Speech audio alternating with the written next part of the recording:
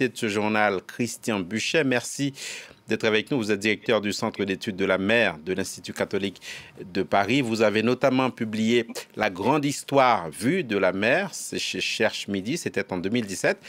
Que vous inspire ce à quoi on est en train d'assister aujourd'hui?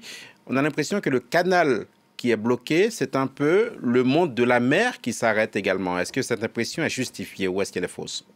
Ah, si c'était que le monde de la mer, c'est, je dirais, tous nos approvisionnements qui posent problème. Vous savez, finalement, le transport maritime, c'est 92% en volume du commerce mondial. Alors, il y a des endroits qui sont moins gênants que d'autres, hein. C'est un peu comme une grande circulation sanguine. Et puis, je comparerais les canaux, donc Panama, Suez et les détroits, aux artères. Et quand l'une des artères se bouche, c'est ce que nous assistons aujourd'hui, ça pose un certain nombre de problèmes. C'est quand même la route principale entre l'Asie et l'Europe. Alors, on a beaucoup parlé de pétrole, mais je ne suis pas sûr qu'il y ait une tension tant que cela sur le pétrole, parce qu'il y a partout des réserves stratégiques. Par contre, sur un certain nombre de produits sur lesquels nous sommes à flux tendu en Europe en ce moment, je pense en particulier aux semi-conducteurs, et qui viennent principalement d'Asie, principalement de Chine, puisque la Chine exporte quand même 92% des terres rares mondiales. Vous savez, ce n'est pas des terres, en fait, c'est 17 métaux stratégiques. Là, ça pose un certain nombre de problèmes. Alors, ça soulève quand même aussi cette question du gigantisme. Je ne suis pas contre le gigantisme.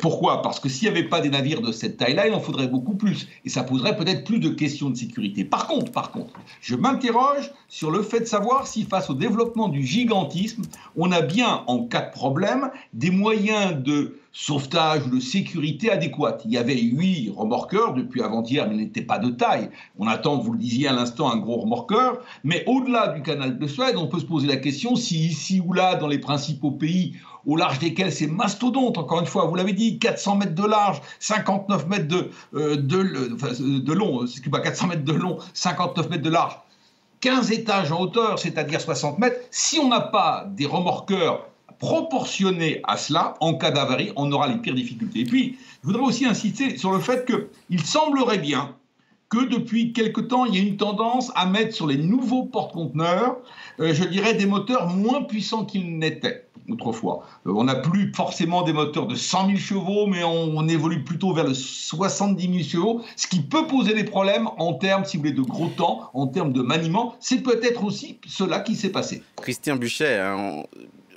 les superlatifs ne manquent pas s'agissant de ce bateau. Vous avez évoqué les chiffres. On pourrait rajouter les 220 000 tonnes. On pourrait rajouter également la comparaison par rapport à 4 terrains de football. Dans ces conditions, quelles conséquences pour le commerce mondial? Le commerce, tout dépendra du temps que cela va prendre. Bon, j'ai bon espoir, enfin en tous les cas, c'est ce qu'on dit dans l'entourage du président égyptien Sisi dans les 48 heures, parce qu'effectivement on attend quelques moyens, on a commencé à creuser autour. Bon, si ça ne devait pas fonctionner, il ne restera plus qu'à retirer des conteneurs. Enfin, vous avez peut-être vu sur l'image, on voit très bien que c'est dans le désert, donc c'est pas simple d'amener des grues. Donc c'est en cela où il faut bien voir l'adéquation entre la situation et les moyens de secours que l'on a. Je ne suis pas sûr qu'on les ait vraiment pour l'instant en Égypte, donc il faudra sans doute faire un effort à ce niveau-là. Les conséquences, c'est pas uniquement ce navire, c'est que ça stoppe cette artère, il y a un caillot. Donc vous l'avez dit, il y a plus de 200 navires maintenant qui sont bloqués, ou du côté de la Méditerranée ou du côté de la mer Rouge.